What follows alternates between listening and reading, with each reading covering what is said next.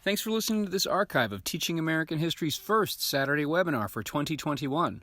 It's also the first in our Spring 2021 mini-series, Remember the Ladies. Today's focus was the Grimke Sisters, Sarah and Angelina, who were 19th century social activists and abolitionists. As always, we were joined by Dr. Chris Burkett, professor of political science at Ashland University, and Dr. Elizabeth Amato of Gardner-Webb University, and Dr. Melissa Matthews of the United States Coast Guard Academy. Thanks again for listening. Good morning, everyone, and welcome to another teachingamericanhistory.org Saturday webinar, our first of the spring semester. These are sponsored by the Ashbrook Center at Ashland University. TAH.org is the leading online resource for the documents-based study of American history, government, and civics for teachers, students, and citizens. My name is Chris Burkett. I'm Associate Professor of Political Science at Ashland University and also Director of the Ashbrook Scholar Program for undergraduate students. The theme of our webinars this spring is Remember the Ladies. And in case you're joining us for the first time, the point of these webinars is to bring together some thoughtful scholars and thinkers and just have a lively, informative conversation about these important historical figures. We encourage all of you joining us today to participate in that conversation by submitting questions in the Q&A function, and we will try to get to as many of those questions as possible. In the next week, you will receive an email with a link to request a certificate of participation, as well as a link to the archived video and audio from today's program. Today, we're talking about the Grimke sisters, Sarah and Angelina. And to help us think about them, we have Elizabeth Amato of Gardner-Webb University and Melissa Mathis of the United States Coast Guard Academy. Thank you both very much for joining us this morning. Yeah.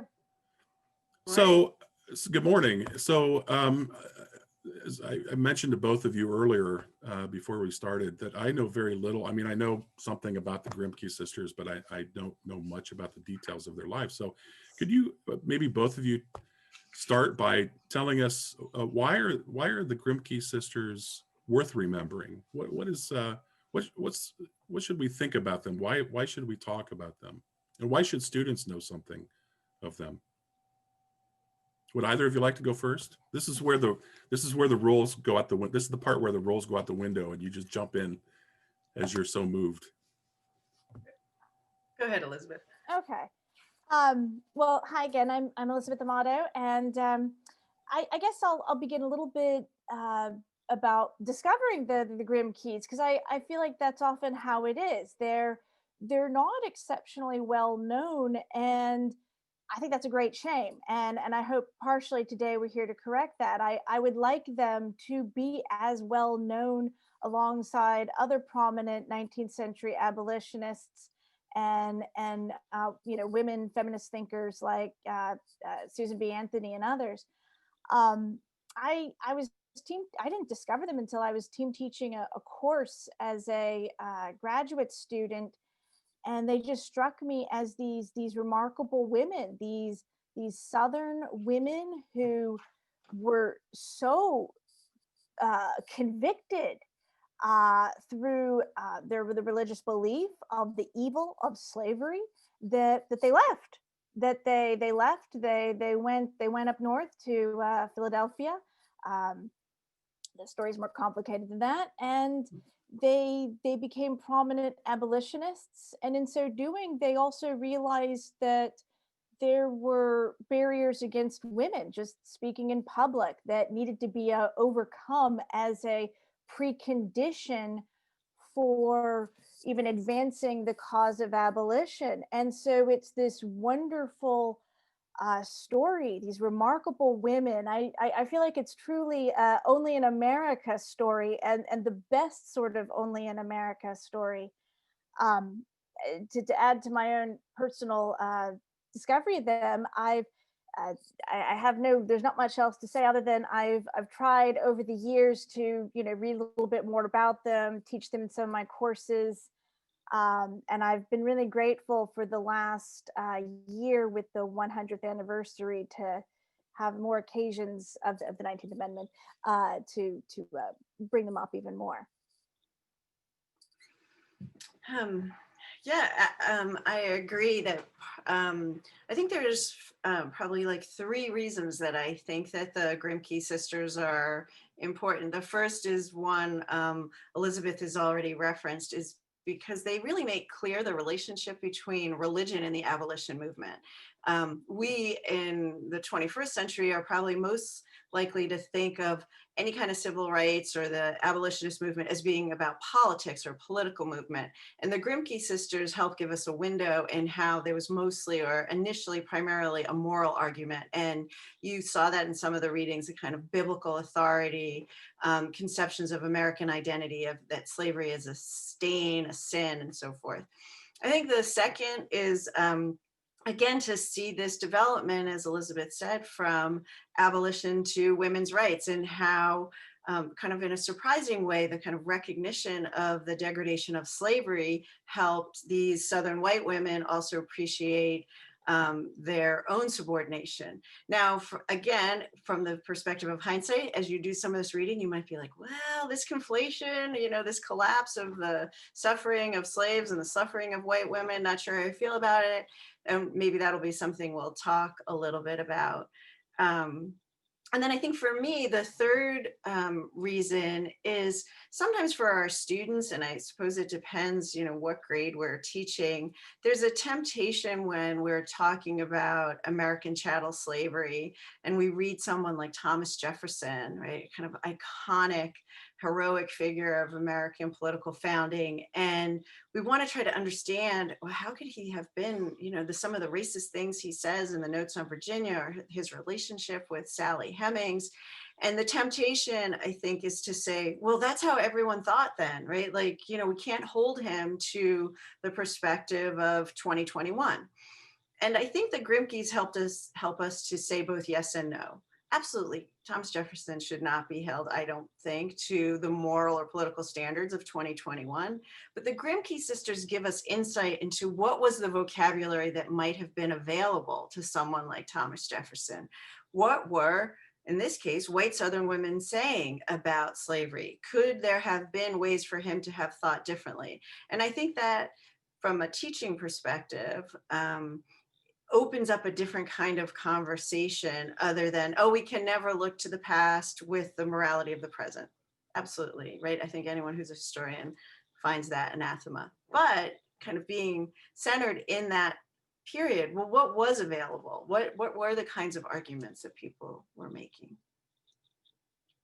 Thank you both. Those are great introductions to getting into, understanding the Grimkeys.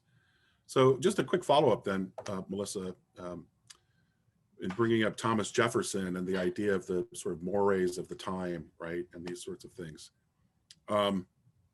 We know, by the way, that Jefferson used the language to argue that slavery was unjust. The hard thing to do is reconcile his own personal actions with his words, right? That's the challenge for a lot of us. But how did the Grimkeys come to have such an unusual position given their own, upbringing in the South, and their living among this climate where so many people did think slavery it wasn't even a moral issue? So how did they come to be so opposed to slavery? This is for both of you, or either of you, whoever wants to. I think we should just go back and forth. Like, Elizabeth, you go, then I'll go. Okay. Because we're both going to be too polite and be like, no, you.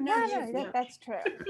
Well, Zoom doesn't, these online can be difficult because it's like, oh, right now I have the little green line around my box. My understanding of the Grimkeys is, because I actually was doing a little bit of research this week about that in particular. It's not terribly clear.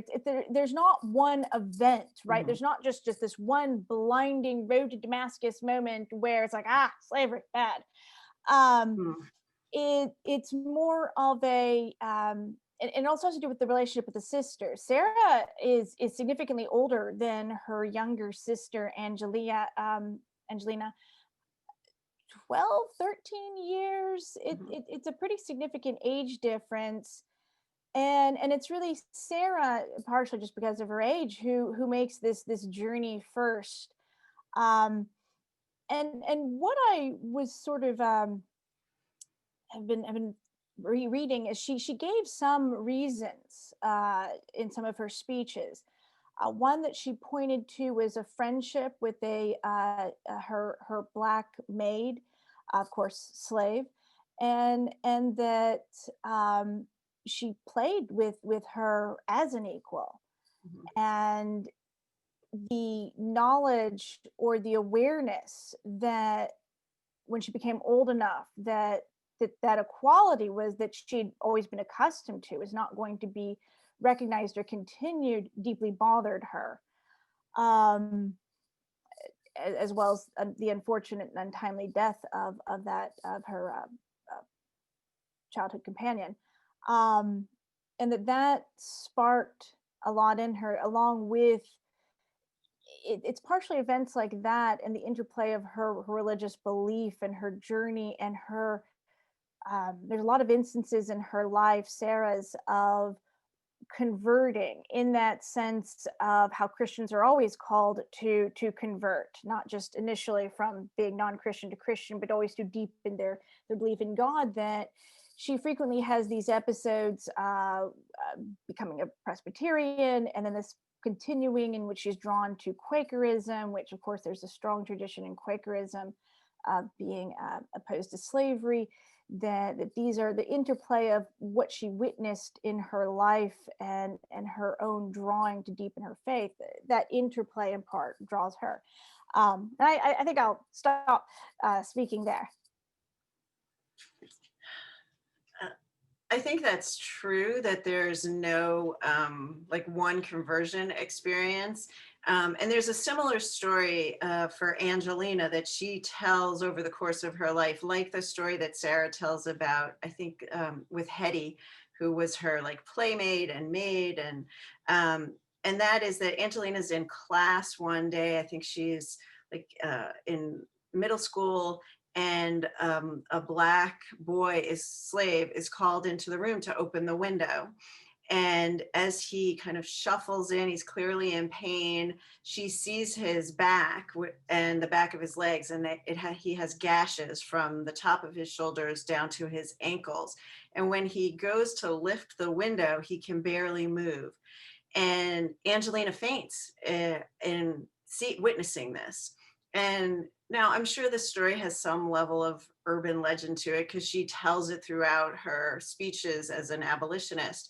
But it's interesting, as Elizabeth has noted, that there seems to have been this relational, right? It's not that they come to some understanding around justice, but it's these relationships that they have.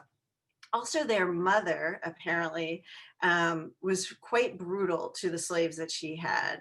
And that is also part of the plantation economy that I think we sometimes overlook, right? The role of the white women as mistresses of the plantation and as overseer of the slaves. Lots of kind of psychological and economic reasons for that. But apparently the Grimke's mother, Polly, was quite brutal. And her brutality actually alienated all of her children from her for different reasons. So it's, I mean, I know that generally we don't like these psychological stories, but that seems to be, as Elizabeth said, like the kind of best we have right now for what converted them. Wow, that's fascinating. And what about their father? So you mentioned the mother was brutal. Do we know anything about her father? Linda asked, we've actually been answering, I think, in part the question Linda asked, which was there something in their upbringing that instilled this fight for abolition? Yeah. And Linda asked if her father was opposed to slavery and what impact that might have had on. Do we know? No, he was not opposed to slavery. Not. Right. He was a judge. He was a very, very, very prominent judge. And if you trace the family, they were extraordinarily well connected all the way back to the Revolutionary War, governors of the state and everything. So anyway, I guess what the point I wanted to make is he was a judge. He was not opposed to slavery at all. But he had law books. And Sarah in particular wanted to study law. And she often did go into his library and study law. And I read somewhere a story that while her father did not approve, of course, of higher education for women, and he turned down her wish to learn Latin like her brother. He would sometimes quietly ignore the fact that his daughter was in his library looking through law books. There seems to have been a strange. He was a man of his time in many ways, but also a lot of respect for the intelligence of his daughter, that, or some respect, I should say, that he had a tension within himself, that he was willing to uphold certain contemporary standards, but he recognized that she had a greater intelligence. And I think there's a story, I don't know if it's true or not, but it makes for a great legend, if you will, that he said once of her that if she had been born a man, she would have been the greatest jurist of the country. Well, how do you take that, as a compliment? I'm not sure.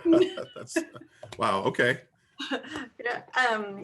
And related to that too is I was wondering, how did she learn Greek? And apparently it was her brother, Thomas, who went to Yale. They were close. And when he would come home, she apparently would insist, like, what did you learn? What did you learn? Teach me. And he didn't have the same prohibitions as their father. So like when she's talking in the letters about the translations of scripture, this isn't right. This is, you're like, what, how do you know this? She actually did know enough Greek apparently to do some modest translating herself. Yeah, and I was going to ask then, so they didn't receive any kind of formal education other than the sort of rudimentary education and then bits and pieces here and there from people that were willing to, like her brother, their brother.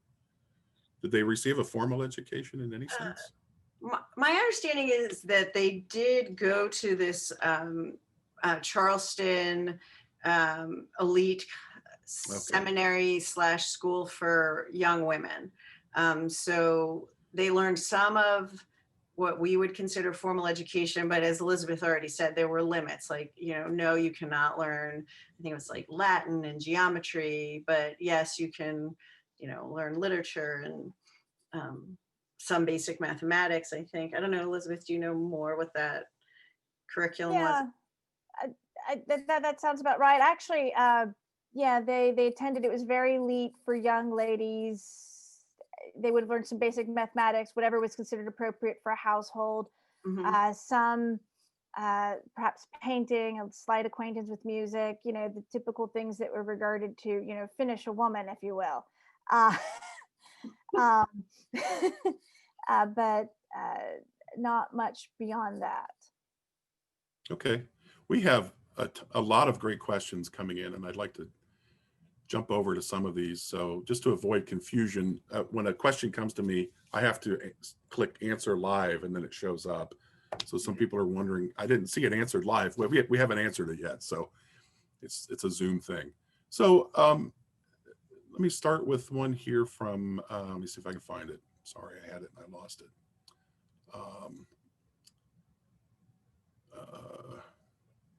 Oh boy, where did it go? Wrong, I'm on the wrong tab, I apologize. So Elizabeth, you mentioned earlier, this is from Lizette, sorry. Lizette asked, and speaking of the Grimke sisters, Ms. Amato said the story of them leaving the South was more complicated. Can you explain in what sense this was complicated? These are the little things I don't know about them. By more complicated, the way I phrased it, it made it sound like they left at once. It was actually, they left separately. Sarah, upon becoming a Quaker, and actually there was a very, very small, I think, Quaker community where she lived. She eventually, well, it actually is really more complicated. I'll give the slightly longer version. She travels north with her father to visit a doctor in New Jersey. He passes away there. She's the only child present when he passes, and she doesn't go back home immediately, and she ends up staying with some Quakers. That's one of the major reasons why she kind of becomes, or one of the reasons why she becomes interested she comes back home. She actually becomes a bit of an embarrassment to her family. She was also, I think, in her mid-20s. She was unmarried. She looked like she was going to be an old maid for the rest of her life. And her belief that she really just could not stay any longer in the South, and her desire to go up north where she thought she was going to find people um, who were not only opposed to slavery but excited to oppose it, or willing to do something about it. She goes up north. She's a little disappointed that they weren't more opposed to slavery. And I think it's some years later, I forget the exact timeline here, but Angelina also goes through a similar process of becoming Quaker and then joining her sister in Philadelphia. That's what made it more complicated. I had made it sound as if they left together in the same go.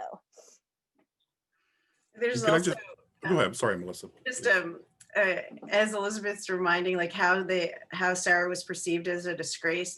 One of my favorite stories is how she refused to like wear all of the baubles and ribbons of like Southern women's life, and she like started to say that like this was part of what like Quaker attire was all about, being simple and plain. And you see that in her writing about the subordination of women. She's very insistent that the kind of use of women as ornaments, the way they can be seduced by pretty things and shiny objects, and that men use that to keep them subordinate. She doesn't think any of that's natural, which is also quite interesting, right? She's very insistent, which seems quite modern, right, to us, or I think it's quite modern, that so many of the things that are associated with femininity don't actually belong to women. They are the legacy of patriarchy or their subordination, and that the first requirement for women's liberation, though that's not her term, is to kind of figure out what was God's purpose, like what are women intended for, because surely we don't know that right now in the 1830s. Well, that's fascinating. So I think we're touching on a question that Craig asked earlier about how their family viewed them when they converted to Quakerism, right? And any consequences or hardships that they suffered as a result of their conversion. I can't think of any other than I can't think of anything specific beyond of what I just said. I could be ignorant of just sort of an embarrassment and a little happy that they just left. Yeah, but it didn't seem to faze them. I think that they're known as the Grimke Sisters is also part of what's, the profundity of the relationship between them. And as Elizabeth said, there's this 12, 13 year separation. And at some points, Angelina calls Sarah her mama, right? Especially when she's young.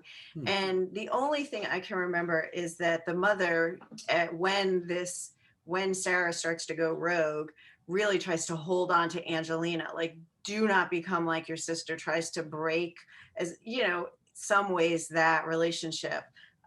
So that's another, I think, we talk a lot about like the power of sisterhood as a metaphor. Well, here are these Southern white women really living that as they're doing the work of abolition and equality for women.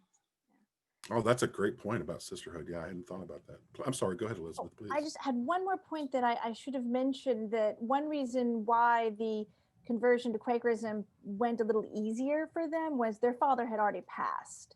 When all of it. Yeah, sorry. Just wanted to add that was one reason. And as Melissa already mentioned, their mother was not popular with any of their many siblings. So making mom unhappy was, well.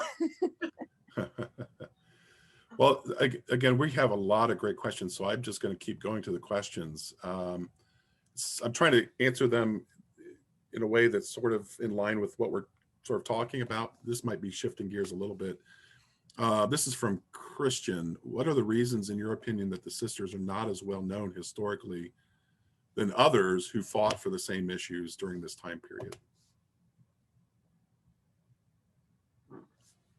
Any thoughts on that? I really don't know. That is my honest response here. I'm a political scientist by training, and so sometimes the historiography aspect of certain subjects elude me, and I'm not fully aware of why. I know that they were really kind of lost. There was, I want to say, a biography written of them in the late 19th century, and then they just kind of they get mentioned again. I don't know this for sure, but they just kind of they do kind of just fall out of the record, for some to speak. And why that happens, I'm not really sure, honestly. Elizabeth's making a great point too about the historiography as part of the women's movement. So it's Gerda Lerner who kind of revives them. You know, there's some of their letters and speeches are published. She writes a influential biography, and then that falls away. And I don't know this, but I would speculate that part of what happens inside the women's movement is the worry that the focus on white women as saviors, right? So that as the historiography develops, right, we start to do more and more work finding the Black women, the Black folks who were the activists for their own liberation. And the turn to Southern white women, I'm only speculating, probably felt like, well, you know, like, we don't want to rehearse this idea that it was white people who did all of the liberating work. And I think some of the most interesting work now is this conversation among Black and white abolitionists, right? The Frederick Douglass and his relationship with Garrison, or Frederick Douglass and his relationship with Elizabeth Cady Stanton, or Sojourner Truth and Susan B. Anthony. In fact, some of you probably know the sculpture that was just unveiled in Central Park this summer has Sojourner Truth, Elizabeth Cady Stanton, and Susan B. Anthony, though its initial sketch did not include Sojourner Truth. And then there was a kind of like, okay, we got to, this is part of that relationship. So Elizabeth gave us one of the readings with Sarah Douglas, who no relation that I could find to Frederick Douglass, but she was a very well-educated Black female abolitionist. So as the Grimke sisters developed their own thinking, and that letter I think is a great example. At first you see them saying to Sarah, like, I know you're going to have to suffer for your paler sisters, but like, take one for the team, like come and be, you know, like sit in the back, right? Because the Quakers are still doing this. Yes, they're opposed to slavery, but they still have Black people sitting on the back bench. And then the next letter, you see them like, oh, we're sorry. Like we get, like, that's not right. And there are stories of Sarah and Angelina going, in fact, and sitting in the back with their Black friends and with Sarah. And you know, Sarah describes, now I can't remember if it's in that letter, but that as soon as she sat down and someone said something disparaging to her, she spent the rest of the service in tears, right? And no one else recognized like how just that experience was part of what it meant to, even though she was well educated, she ran her own school. She was part of this like salons, communities that she was trying to create, like W.E.B. Du Bois, that kind of idea of the talented 10th. So I know that's a very long answer. I don't know why they fell out of favor, but they're enjoying a revival now, thanks to you all. So. Interesting. That's very interesting. So sort of on a related topic to what you've been talking about, Don asked, are there any specific documents related to the Grimkeys you could recommend for high school students? And just so happens, of course, that you've both recommended documents for this webinar. So there are a number of them, most of which I'm embarrassed to admit I had not read before. So can you maybe pick one or two that you recommended that you think is just really shows something about them that we may not know, that you think is really important about them, or that maybe just really reveals something of their, their character or something like that? Do you mind picking a document that you want to discuss? Um, I, I mean, I would say, in my opinion, I love, I really love, and I had not read it in a long time. Melissa chose this one, Angelina's speech in Pennsylvania Hall. I had not read it recently, and I was just totally delighted to reread it for today, simply because I love the interjections. They are in this hall, and there is a mob outside yelling and throwing rocks at them, and otherwise, threatening to level the hall. And Angelina's just right up there in the front, and she's just going, and she says, "This is great. This is a sign that we are doing what we should be." I think that as far as perhaps just a wonderful example, just because interjections are so delightful, and um, I think that's a really, it shows sort of their fortitude, the opposition that they faced. Um, I would also add that I adore the first paragraph so much. How, if I may just read this little bit here, um, those voices without, referring to the people outside the building, ought to awaken and call out our warmest sympathies. Deluded beings, they know not what they do. They know not that they are undermining their own rights and their own happiness, temporal and eternal.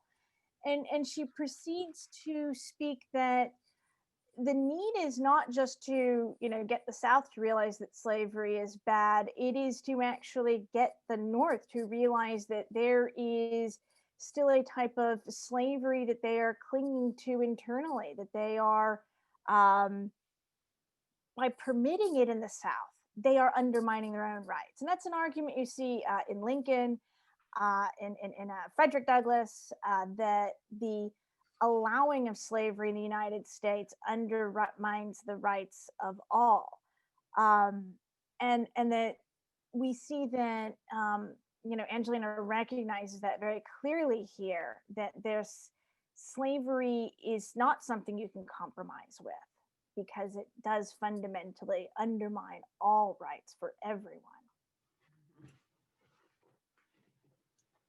I would agree that that is one of the really powerful speeches, and for teaching, and I think the questioner asked for like high school, it definitely opens up a whole aperture. And I had sent a few cartoons that were prominent at the time. There was a series, they were done by cartoonist Edward Clay, and they were called Practical Amalgamation.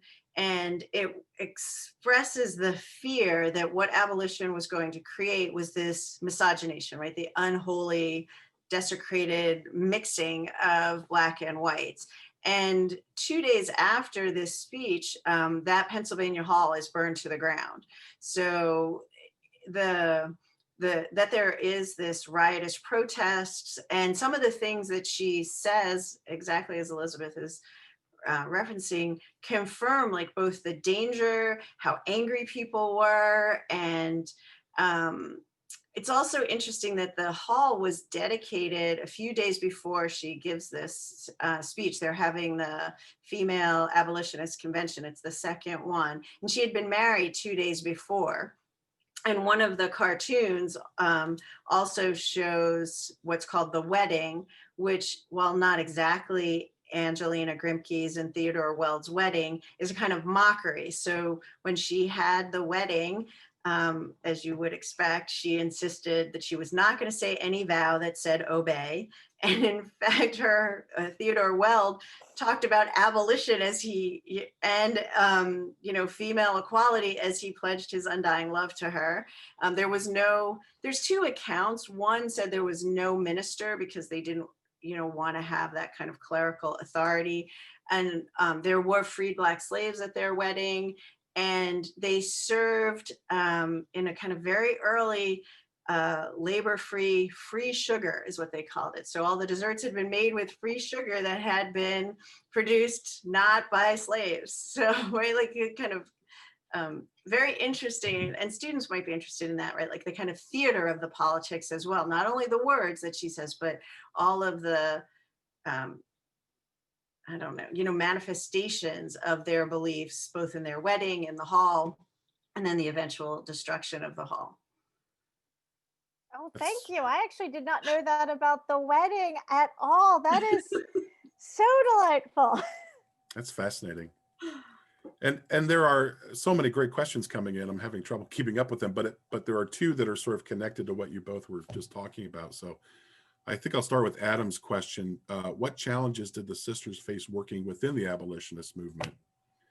And can you find any think of any parallels to the civil rights movement in the 50s and 60s and second wave women's movement?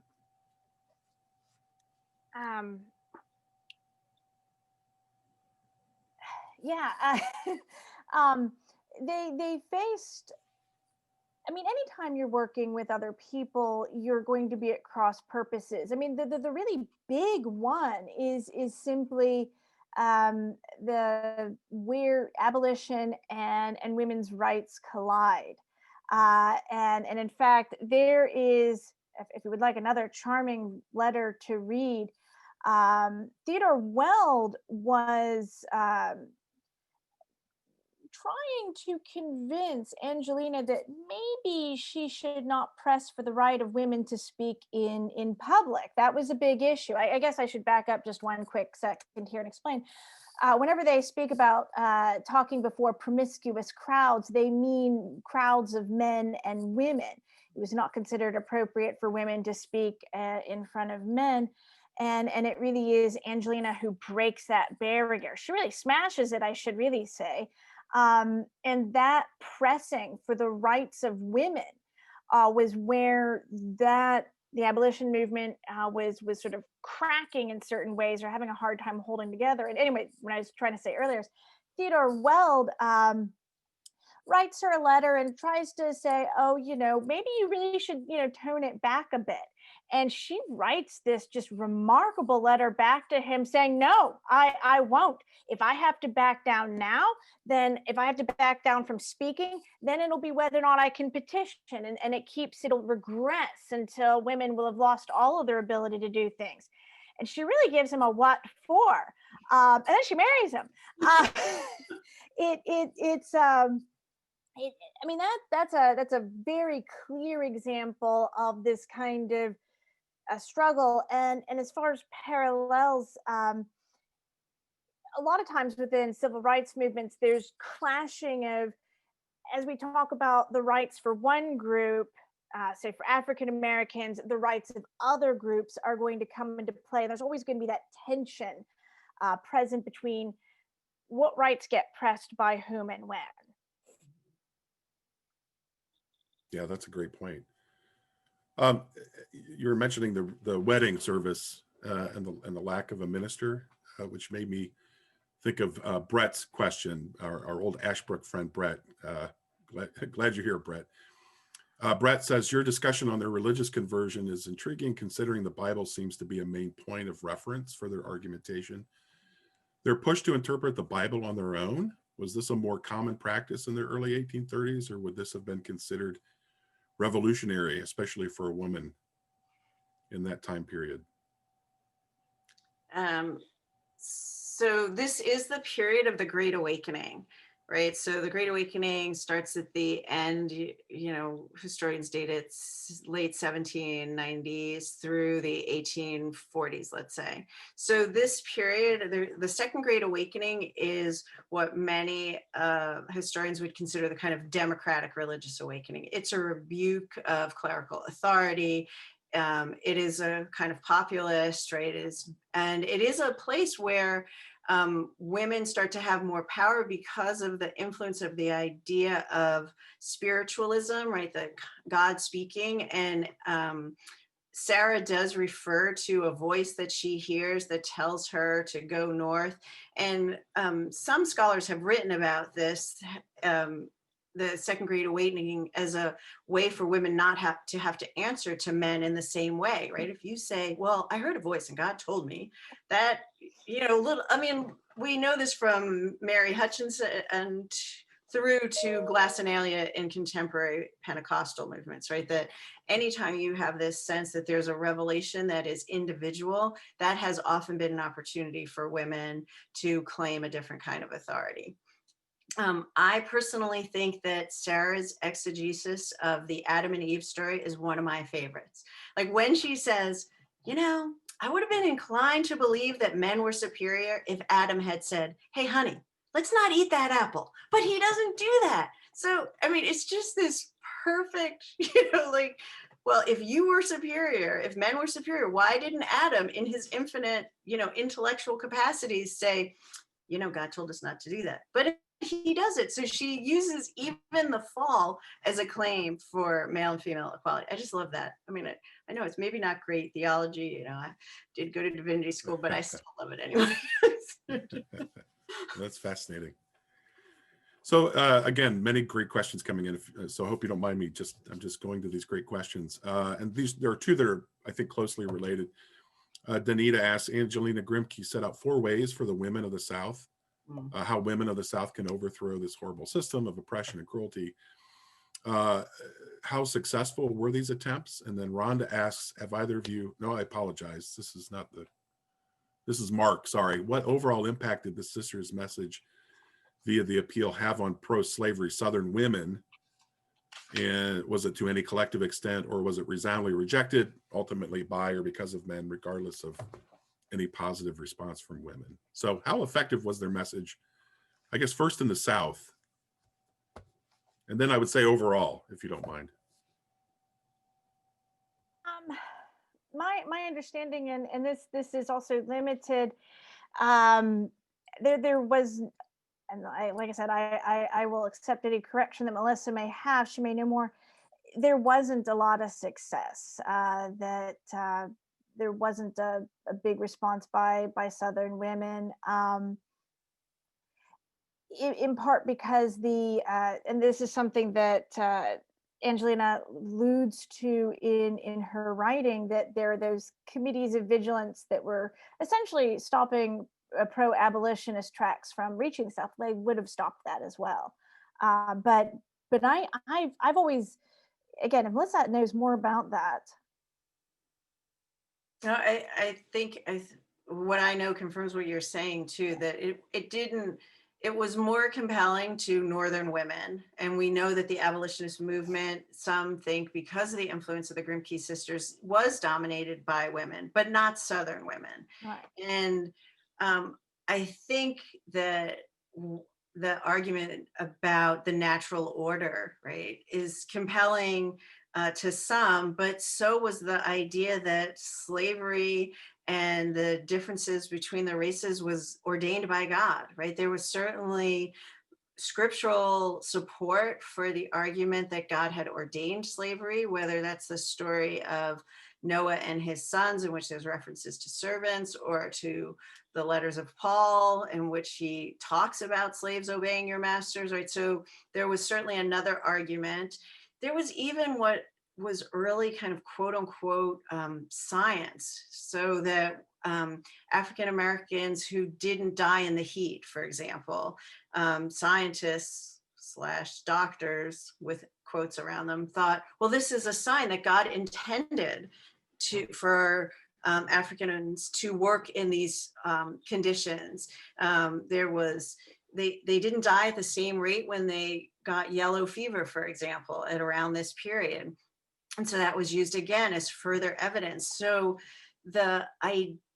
as powerful as these ideas are, there was also monstrously powerful other ideas that suggested that the Grimke sisters were wrong, right? Like that this was part of the natural order. And even one of the first abolitionist societies, this American Colonization Society, it was wealthy, mostly Northerners, but some Southerners.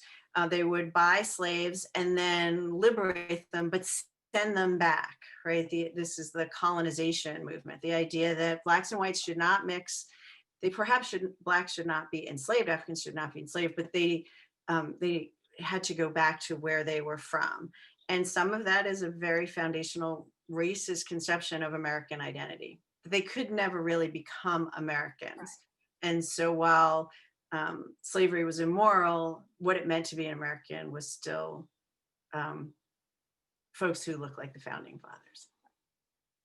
There's that delightful passage in the appeal where she links both the Declaration and the biblical teaching almost seamlessly together, which is quite novel for that time period, but she links it together. They are essentially saying the same thing. And just as it is wrong to enslave an African, because of course the slave trade, the international slave trade had been shut, the United States had already passed that law in 1800 that we could no longer import more slaves. There were people who were making sophistical arguments that, you know, you could still enslave the ones who are already here. That was A-okay. And she's like, no, you can't. And if you look at that passage carefully, she actually says, just as it is wrong to enslave an African, referring to actually people in Africa, it is wrong to enslave an American. And it occurred to me, she's referring to African Americans. That's who she's talking about. She is actually identifying them as Americans. And it is, I think, just such a remarkable recognition, and just another great reason why the Grimkey should be studied, because there were those people who, as Melissa pointed out, recognize slavery is wrong, but should blacks and whites be together? Perhaps not. And it's this recognition that no, they are Americans, and they cannot be enslaved. And just quickly, like, the irony is that Angelina says, and that they can live together, oddly, has already been manifest on the plantation, right? So this argument that they cannot live together, slavery itself, right? She uses, it's very counterintuitive, but she's like, we've already been doing this. Yeah. So. Yeah, that's amazing. Obviously, Chief Justice Roger Taney never heard of the Grimke Sisters when he claims that there was nobody at the time of in the early Republic who thought like they did, right? So, all right, sorry. Actually, a contemporary. Yeah, right. I mean, just, you know, he was a liar. Lincoln called him out on that, but I'm sorry, I'm getting too far ahead. I apologize. This has been very thoughtful and very informative. I'm learning a lot so far from this. So I'm shifting gears here just a little bit, if you don't mind. Kara, I'm not sure how to pronounce her name, wants to know if either of you have seen the PBS 3-part series, The Abolitionists, and if so, have any thoughts on it, in which it portrays the story of Angelina? I'm afraid not. I wasn't. I haven't seen it. Now I do. Thank you. 3-part series called The Abolitionists. All right. Yeah, I think I did watch it when it came out. I can't remember when it came out, but it's been a while. So she recommends that. And then somebody mentioned a book and wanted to know if either of you had read the book. And now I have to find it. I apologize. Where was that book? Well, I might have to come back to it. There was a book on them. Scrolling questions, sorry. Well, I might have to come back to that question because I seem to have lost it, and I apologize for that. So I'm circling back to a question that came up earlier. Based on the readings, this is from Timothy, based on the readings, it seems that Angelina was more focused on slavery, while Sarah seemed to address the status of women in more depth. Is this a good observation, a distinction between them that's valid? And if so, why would that be the case? Or is that a misperception? I would say it's a function a little bit of the reading selections, more so simply because just simply what we selected. I can see how, given what was offered here, but Angeline was really she's the one who pressed for women to speak in public, and the one who would not back down from that issue. And even when she's pressing for the right to petition, that is a type of, this is the one right that women have, that we can exercise. There are all of these other things that are opposing us. So I would say it's more of a function of just what's been assigned. Okay, thank you. I did find the book that somebody asked about, if you don't mind. This is from Rhonda. Have either of you read Sue Monk Kidd's book, The Invention of Wings? No? She says this was her first introduction to the sisters. I'm not familiar with it either. So she uses them as like part of the plot, right? I mean, that's all I know, is that it's like she refers to them as part of the plot line, right? Okay. I haven't read it. So something to add to my list. Mm-hmm. It always gets longer. Thank you. So this is from Christian. Now he says, he even begins his question by saying, this is a tough question. So you've been warned. He says, this is tough to answer, but I often think about abolitionists and women's rights advocates from this time period and how they would feel about American progress in these areas if they returned to Earth today. So for instance, he mentioned Senator Warnock, who was just elected, will become just the 11th African-American senator in our history.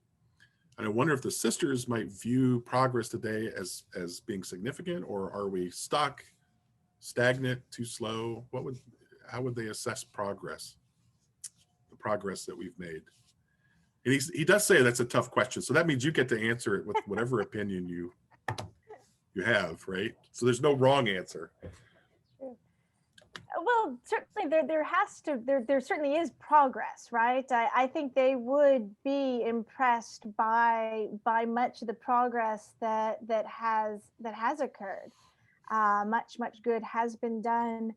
I think they would always see room for improvement, though, right? That there's always work to be done. There's always something that needs some shoring up. But I think that there would be things they'd be pleased of. I think there would be other things they'd be more surprised of. I think the Grimkeys would be perhaps more impressed by religious backsliding in the United States. I don't think they'd be too happy about the rise of the nuns. That is to say, the people who check no. Oh, I see. Okay. I gotcha. Took me a second, but I got there. Thank you. It was good. Not those type of nuns. So it is a difficult question, but it's always one of those like really imaginative questions. So I think on the one hand, right, with the election, as you pointed out, of Senator Warnock, the legacy of religious authority in civil rights movement, right? Like, so whether it's Malcolm X and Muslims, or Dr. King and Christians, and now Warnock also from Dr. King's church, that is perhaps, right, would be something affirmative. And I agree with Elizabeth, like some of their insights would probably also would be frustrating, right? The question about the legitimacy of women's voices. Some of the work that I do, like as we call collaterals at the Coast Guard Academy, is about the issues of sexual harassment and sexual assault, and still the difficulty of believing women. Just, the status of our voices, like what other evidence do you need in order to affirm the truth telling of what women say? And so in that way, when you read the Grimke Sisters, you see that they're trying to say, look, men will listen to you. They want to have their hearts and minds changed. So use that power that you have. And as Elizabeth reminded us, well, it wasn't very effective, right? Like those voices of women, yes, have accomplished some things in 2021, but we still know that they don't seem to have the same kind of cultural authority that men do on certain issues. Certainly there are many in which women are taken quite seriously and respected, but then on some of these others, at least in my context in the military, still difficult for us to hear those women's voices. Very thoughtful and judicious answers to a tough question. That was great. So here's another question from Brett. Do the sisters become more political in their message, that is, crusade with regard to Democrats, Whigs, Free Soilers, Republicans, later in the buildup toward the Civil War in the antebellum period, or did they tend to keep their message based more on or in the moral and social realm? Did they ever become directly involved in politics? I guess is the question. No, they didn't. No, they really don't. The sort of arguments that you see here are in large part the arguments that they stick with. This is their heyday, and you've looked at the some of the dates that have all been sort of very circling around the 1836 to maybe the early 40s. They to a large extent do not get more political than they are here. Sorry, that's a much more long-winded way just to affirm that one sentence. That's okay. Melissa, did you have something? Oh, I'm sorry, Melissa. Oh, did you? I don't know why one of the biographers says, she asserts that after the burning of the Pennsylvania Hall, they really decide not to be public speakers anymore. And they do most of their work through their writing. She says that she couldn't find any evidence, that she found many invitations that they were given, but none that they seem to have accepted. One of the things we know that about their later life is that, and I've now forgotten which, it must have been one of Angelina's, I think, grandsons, or maybe one of her sons, has a relationship, sets up a household with a Black woman.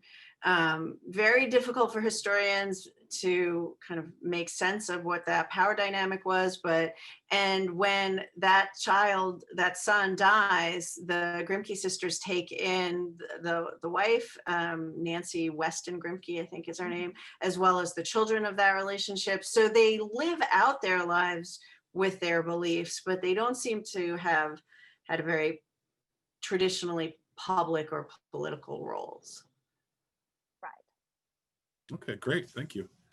So before I forget, and you mentioned the biographers, I have several questions from people joining us who want to know, is there a good book, or even Timothy asked, a definitive book on the Grimke sisters? Do you have some recommendations? I wanted to get this out before we run out of time and make sure we get this question in so people can follow up with some. I do think that Gerda Lerner one is just an excellent introduction. It's also written in a almost a novelistic type way. Like it's very accessible and kind of easy to read. There's a lot of chapters, which I find books with multiple chapters to be very satisfying, because it's like, oh, I just finished a chapter. I feel accomplished. But it's a good one. Plus, any other book they're going to reference it as well. So it's kind of a good one to sort of see what is everybody referencing. Plus, I think it's just available online. I could be wrong about that. I would recommend that as well. And Elizabeth referred to the early one. I think it's by Catherine Birney, which for those of you who are historians would be an interesting primary source to then, to read what was the account given, at the turn of the century, and then Gerda Lerner's. And the most recent one that I know is by Mark Perry. It's called Lift Up Your Voice, or Lift Up Thy Voice. And that one isn't just about the Grimke sisters. It goes through their grandchildren, and goes as long as she's able to, or he's able to, kind of trace the Grimke lineage. So tells you more about their father and the Grimkes in Charleston. Kind of what was the what was that, Port City Lake? I think it was the 4th largest urban area in the United States at the time. So it's more than just the sisters' lives. Oh, that's fascinating. So Gerda Lerner, Lerner. Yep. Is that right? Yeah. And what was the second one? I'm sorry. Mark Perry. Oh, that's the most recent one, Mark Perry. Right. That's called Lift Up Thy Voice. It's, I think even some of it is about like the legacy of the Grimkeys into the 40s and 50s. Okay. And then there was one other, I'm sorry. What's that? There was one other. Oh, the original one, right? Isn't it Catherine? I guess I should look that up. I think Yeah. I don't know how to spell her name. Pierny, Catherine Pierny. Right. Pierny, maybe? Pierny? Does that sound right? Yeah. Yeah. Okay. Is that right? Just in case people want to look them up. Right. Okay. All right, great. Thank you very much. I hope that's helpful to a lot of people joining us. Here's another sort of, it's not quite hypothetical, but it's sort of, I don't know, not necessarily a factual question. This comes from Teresa. So the sisters were known as rule breakers who made progress. In light of events today, how can teachers discuss rule breaking as good or bad in terms of making progress? Do we want to touch that one? Do we want to go ahead, please, if you'd like. If not, we can. Oh, always dangerous I love it's always dangerous, right, to encourage rule breaking, but we teach the Declaration. We have to talk about rule breaking. That's yeah. Right. So. It comes up in a couple instances in the readings that we looked at today in the appeal, and one other one, where I mean it's I want to say almost boilerplate civil disobedience. I mean, except I'm not sure civil disobedience is ever boilerplate, but it is a there are law. There is God's law and there is man's law. And if man's law contradicts God's law, you follow God's law. You do what you are asked to do. And this is in the appeal, it's in the last section on acting. Sorry, I should get more specific. I often begin more abstractly. And she says, you should teach your slaves. You should free them, pay them wages if they wish to stay. You should teach them how to read, all those other good things. And then she says, oh, you're objecting because that would be against the laws of your state. And she says, do it anyway, and don't try to avoid the penalty. If you get fined for it, accept it. That is to say, accept the suffering that may go with it. Don't not violate a law because you fear the consequences. You should fear more the doing of the sin, right? Because that's of course how she's perceiving this. It would be a sin to hold a person in bondage, so or to not educate them, because we are called to with our whole hearts and minds and all that to observe God as our women and slaves for that matter. That's really what your concern should be. So it's that's some bold stuff right there in the South, I'd say, for that time period to advise. But I find for students, getting them to understand that sometimes there are things where you shouldn't worry about the consequences, that to do right is important, is a good message, and for them to see examples of that. And it's another sort of argument. You see this, of course, in MLK. Walden, that guy. I'm forgetting the author of Walden. Thoreau. Yes, there we go. Thank you. There's a good tradition of this in the United States, and I think it's something that rule breaking is a tradition in the United States, which is an extraordinary thing to say, but it is, and it's to be courageous in doing so and to not fear the consequences. And to see that from women in the 19th century is I think a pretty remarkable lesson. That's great. Very thoughtful. I think it's a very important question and an issue, and I just started teaching this semester our class has already started at the Coast Guard. And in light of the violence at the Capitol, this question is particularly germane, right? So the tradition of civil disobedience is historically nonviolent, and it's the willingness to accept the consequences of your defiance of the law. So that it's not just the rule breaking part, it's the willingness to accept those consequences. And in my political theory classes, right, we, you know, everyone from Antigone to Jesus to Gandhi to Martin Luther King, these are all folks who broke the law because, as Elizabeth said, for justice, but also suffered its consequences, unlike, say, a contemporary like Snowden, right, argues that he wants to claim, right, the mantle of civil disobedience.